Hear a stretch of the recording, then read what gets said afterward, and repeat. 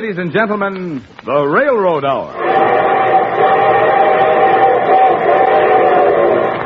And here comes the star-studded show train.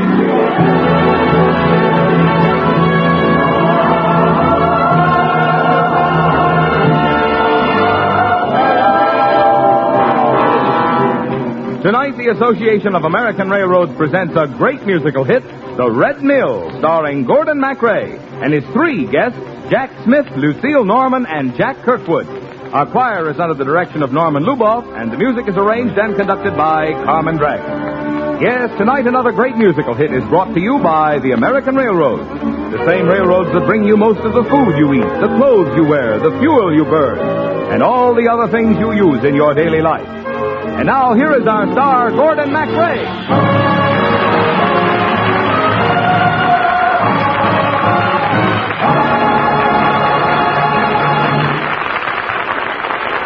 Thank you, Marvin Miller. And good evening, ladies and gentlemen. On stage tonight is one of the happiest shows that ever hit Broadway, The Red Mill.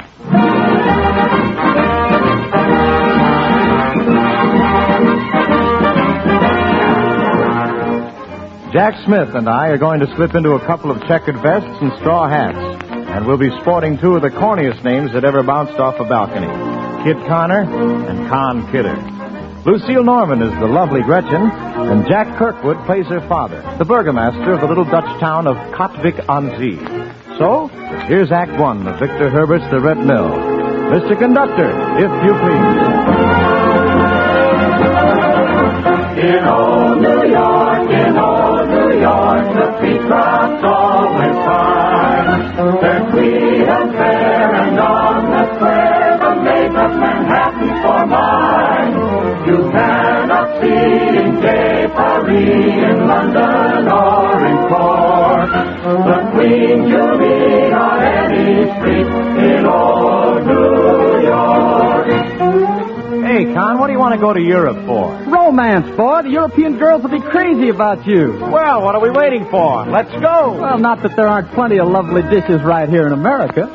If a spare afternoon you should happen to have, and you start on a leisurely stroll up Fifth Avenue, there is where, with haughty air, you'll see them as they walk, with velvets and laces and sables enfolding them. Really, you'll nearly drop dead on beholding them. Lucky's the earl who can marry a girl from Fifth Avenue, New York. In old New York, the peach crops always fine. They're sweet and fair, and on the square, the maids of Manhattan for mine. You cannot see in gay Paris, in London, or in Cork, the queens you'll meet on any street in old New York. Oh, but just the same, kid, I'd like to make the trip. Hey, you could go to Paris and marry a French countess. Or go to Holland and marry a Dutch duchess. When does the boat sail? Tomorrow. We're off. Goodbye, New York, we're sailing on our way. Farewell to Queens and Bowling Greens and Brooklyn and Battery Bay. We'll make our home in Reims and Rome and Rotterdam and Cork. A kiss for each and every peak. Goodbye, New York.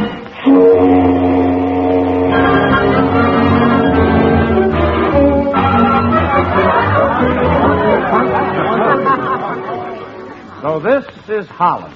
Hi, Holland. Hey, we got to find a place to sleep tonight. Yeah, and it's got to be cheap sleep. We're broke. Well, let's ask that little Fräulein over there. Okay. Hey, Mabel. Yes? Say, miss, any idea where we could sleep tonight? Well, I don't know. Let's see. Oh, how about that Red Mill? I'll bet it'd be real warm and comfortable. Yes, very cozy. You two and the ghost. The mill is haunted? Mm-hmm. Every night at midnight, the ghost of a poor, unhappy bride walks through the mill, searching for her lost lover, Hendrik. Thank you, and good night, Red Mill. What's your name? Gretchen. Oh, why do you look so wretched, Gretchen? Well, tomorrow is my wedding day. Tomorrow, by this time, I shall be the wife of the fat old governor of Zealand. Well, if you don't love him, why marry him? My father is forcing me. Oh, now look, a pretty girl like you shouldn't worry. Of course not. The Rover boys are here. Got an idea. Yeah? She can't marry the governor of Zealand tomorrow. She marries me right now. Why, I hardly know you. Can you think of a better way to get acquainted? Why, I'm falling in love with you at 80 miles an hour. And just wait till he shifts into second gear. Oh, I don't understand how this happened so fast. You haven't seen very many musical comedies, have you, girl? I can give you a pretty simple explanation.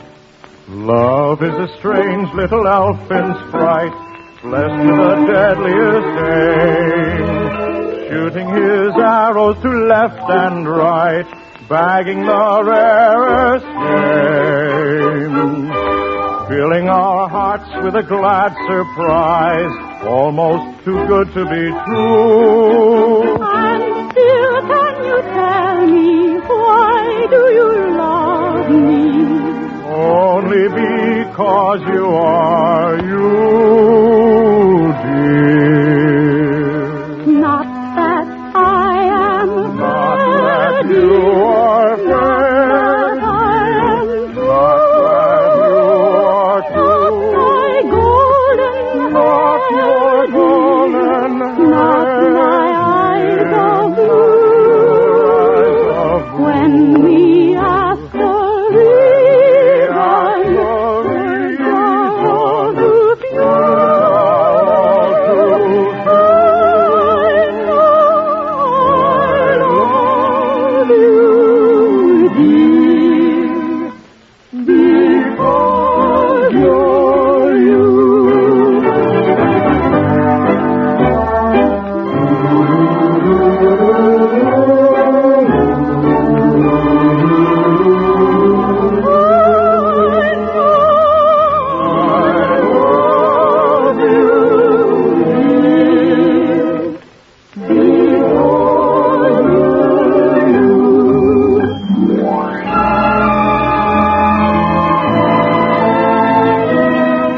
Say, Gretchen, where do people go in this country when they want to get married? To the burgomaster.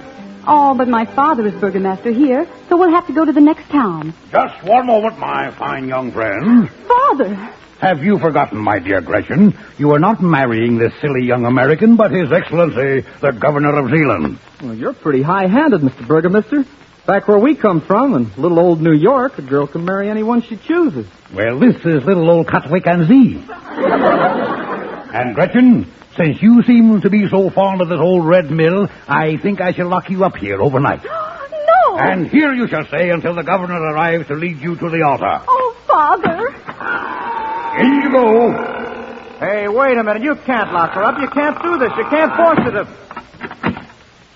Yes, you can. Good day, gentlemen. You know, I think I've seen that guy someplace before. Yeah, on a beer mug. What's that? Huh? Oh, it's just the old mill turning. Looks just like a skeleton, doesn't it? Waving its arms in the moonlight. I want to go home. The girl I love is inside there. But the boy I love is outside here. Gretchen? Gretchen? Are you all right? Gretchen! She's gone. There's somebody up there in the tower of the mill. The day is gone and the night comes on. Yeah, listen. And the birds have got their nest. The shadows fall in a darkening fall, and the weary world's at rest. The stars are awakening one by one. The whisper in the breeze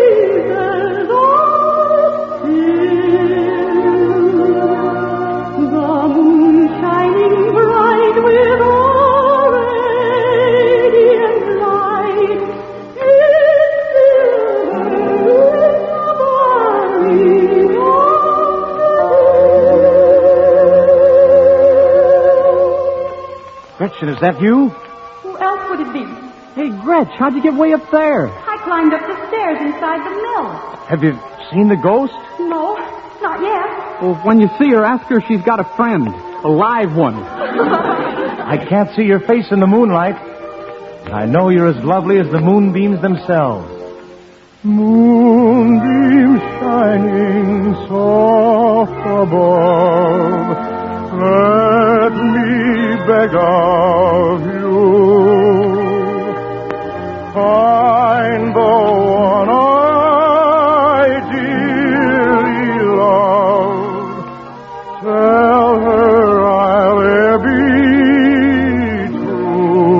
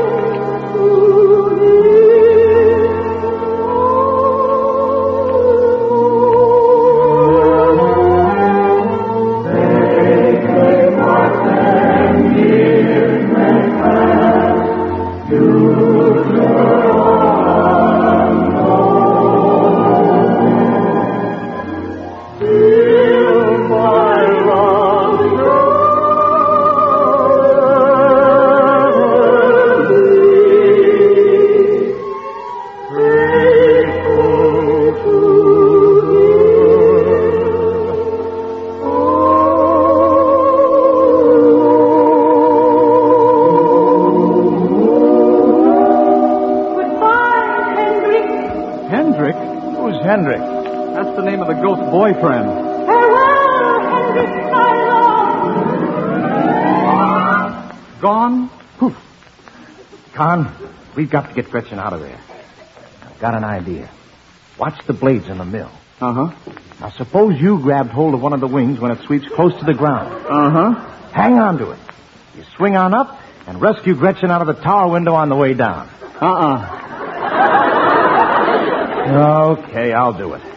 Gretchen, can you hear me? Yes? Look, I'm going to swing up in one of the arms of the mill and rescue you. Oh, be careful. Here I go. So long, Chet. Bon voyage. Oh! Gretchen, lean out. Farther, lean out all over. Okay, hang on. This is the ground. All out. Oh, thank you for getting me out of that awful mill. Now we've got to get away from your father. Let's go to the next town. Get married. Yeah, and I'll stay here and stall the burgomaster. When he unlocks that door tomorrow morning, he's going to find nothing but echoes inside that old red mill. And when he asks the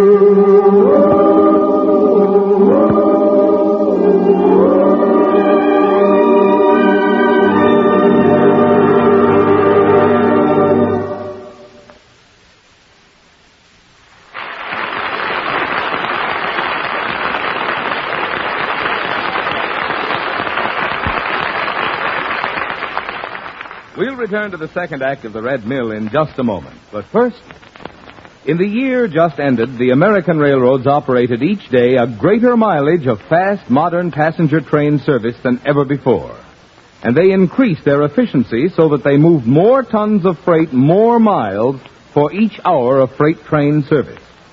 The gains in railroad efficiency and service, of which these are but examples, are due in large degree to the $4 billion of railroad money spent since the end of the war for improvements.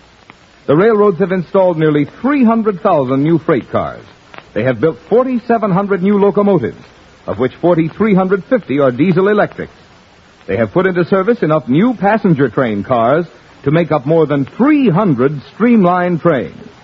They have improved roadway, terminals, signals, shops, and all the other things it takes to run a railroad.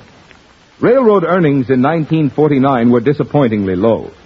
This was due in part to a decline in volume of business, and in part to operating costs going up sooner and farther than railroad rates and fares. General business and transportation prospects, however, warrant the expectation of heavier freight traffic in 1950 than in 1949. With an increased volume of traffic, the railroads can make more intensive use of their improved facilities. And the more the railroads are used, the greater will be the efficiency with which they operate, and the better will be their service to you.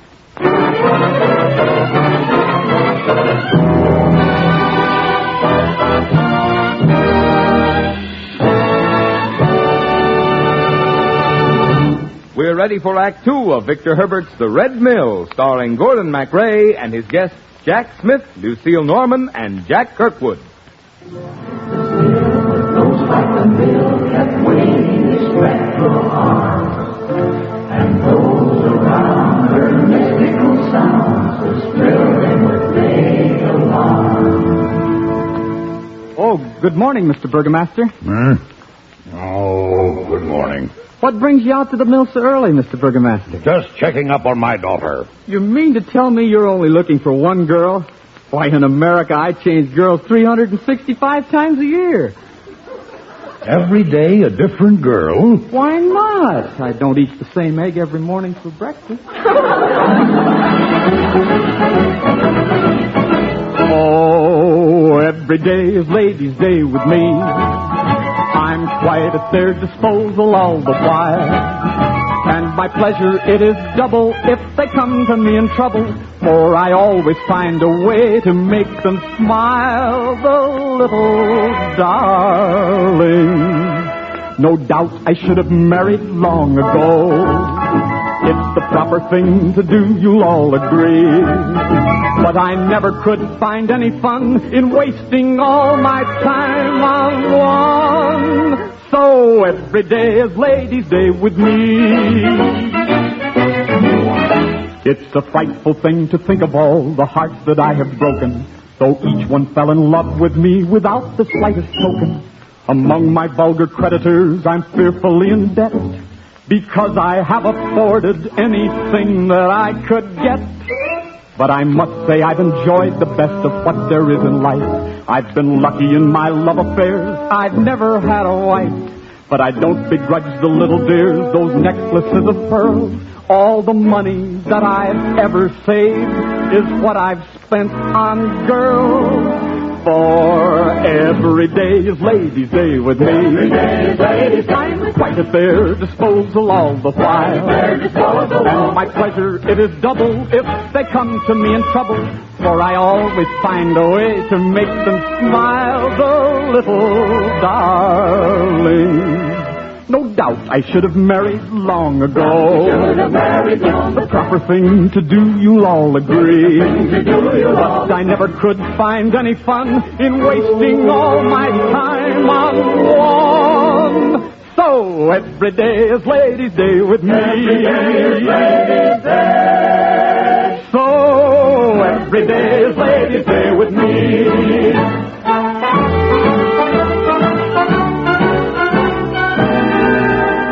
Your gadding about has nothing to do with my present duties. I've got to check up on my daughter. It's too late. She's already checked out. What? Where is she? Gretchen! Where are you? Gretchen! I must find her. I'll spare no expense. No expense? I understand Sherlock Holmes and Dr. Watson are in this country visiting. I believe I'll hire them. Oh, let me get them for you. I'll get Holmes and Watson on this job for you right away.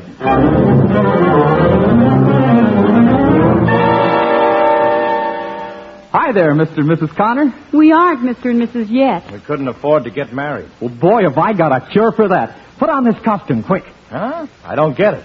Well, I'm going to be Sherlock Holmes, and you're going to be Dr. Watson. We collect a fee to find this lost girl. Enough to get you married. Oh, where'll we go after we're married? I know a wonderful spot.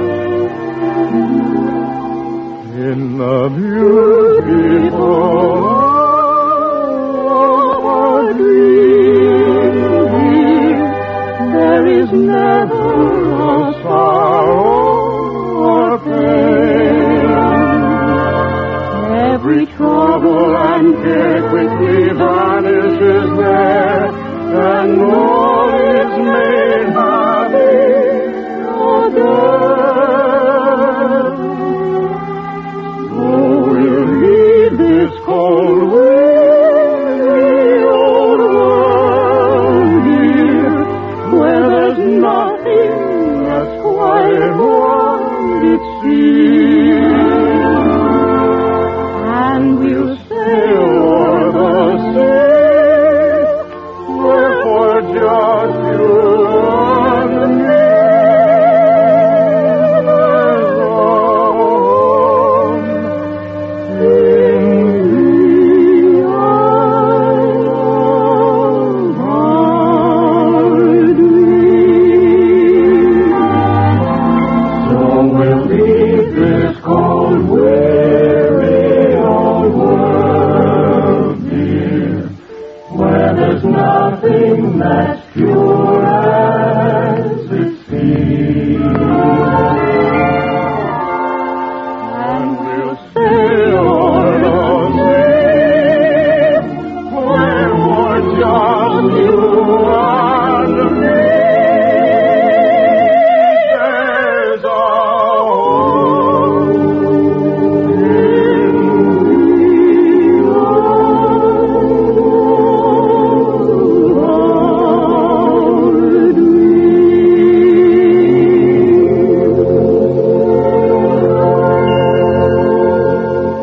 All right, already. You can stop being Romeo and start being Dr. Watson. We've got some plain and fancy Sherlocking to do.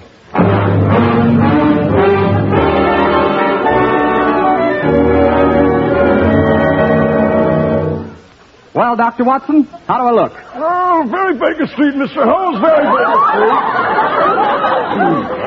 Gentlemen. Aha! You are the burgomaster of Katvikanzi.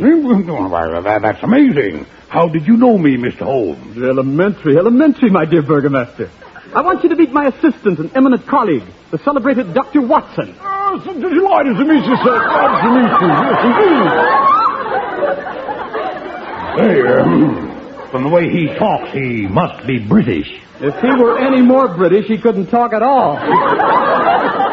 Well, now, Mr. Holmes, Dr. Watson, about my daughter. Oh, so she's a boss. How much will you charge to find her? Well, I'm glad you brought that up. Our price depends on the difficulty of the job. Is your daughter young and beautiful? Oh, yes. Well, then it will be very expensive because, you know, beautiful young girls are very hard to find these days. How much shall we charge, Dr. Watson? 500 guilders off you.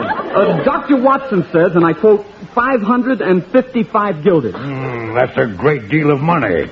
Well, where did she disappear from? The old Red Mill. Oh, finding beautiful young girls who've disappeared from old Red Mills falls in our highest price bracket.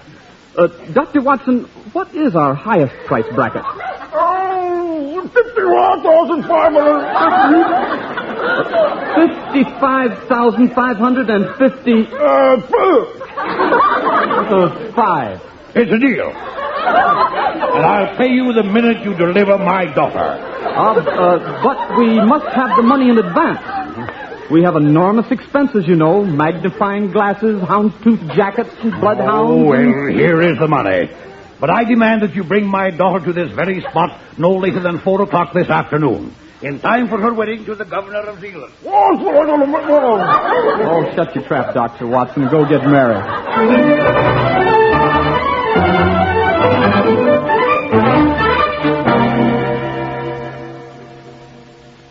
Mr. Holmes, in 15 seconds it will be 4 o'clock. If you don't produce my daughter by then, I'll have you thrown in jail. Mr. Burgomaster, I don't think you like me. Your time is up, you swindler. Just a minute. Listen. future. Oh, no. Is that my daughter? Do you believe in the ghost of the old Red Mill? Certainly not. Then that's your daughter. Gretchen! You're just in time for your wedding to the governor. There's been a little change in plans, Mr. Burgomaster. You see, I've been going around with Mr. Connor, On windmills. and we liked it so much, we got married. You mean, I You know, I think the burgomaster's just blown a gasket. Now, Gretchen, let's get away from here. Where'll we go? Well, may I recommend a wonderful spot called Manhattan? Could someone from Holland be happy there? Peter Stuyvesant likes it. In old New York, the peach crop's always fine.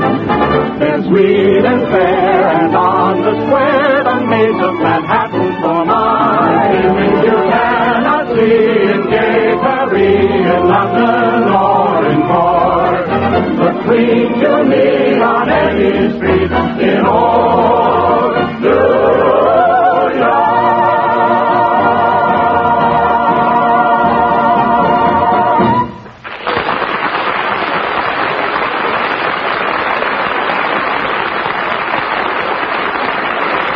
Oh, thank you very much, ladies and gentlemen. Jack Smith and Lucille Norman will be back in just a moment. Meanwhile, this is Gordon MacRae giving a vote of thanks to Jack Kirkwood, who played the burgomaster, and to our entire company. The Red Mill, with book and lyrics by Henry Blossom and music by Victor Herbert, is dramatized for radio by Lawrence and Lee. The Railroad Hour is brought to you each week at this time by the American Railroads. These railroads are your hometown partners. They provide jobs for your neighbors. They buy supplies in your town, and they pay local taxes just as you and I. Thus, the railroads are more than just railroads. They are citizens, and mighty important citizens in your hometown. Now, here are Jack Smith and Lucille Norman.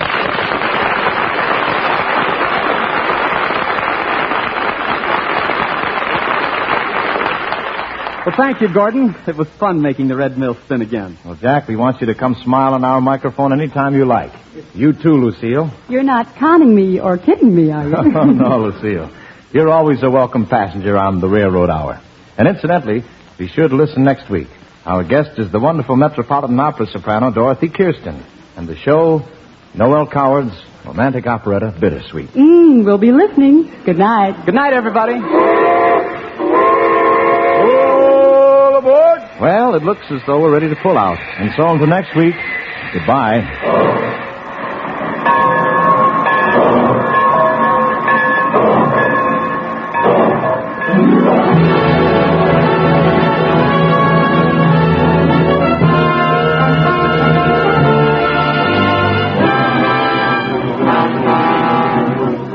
The Red Mill was presented by special arrangement with the Tams Whitmark Music Library.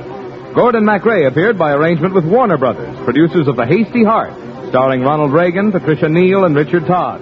Jack Smith appeared through the courtesy of Oxydol, and Jack Kirkwood by permission of the Bob Hope Swan Soap Program. Our choir is under the direction of Norman Luboff, and our music arranged and conducted by Carmen Dragon. This is Marvin Miller saying goodbye until next week for the Association of American Railroads. And now keep tuned to your Monday night of music on NBC.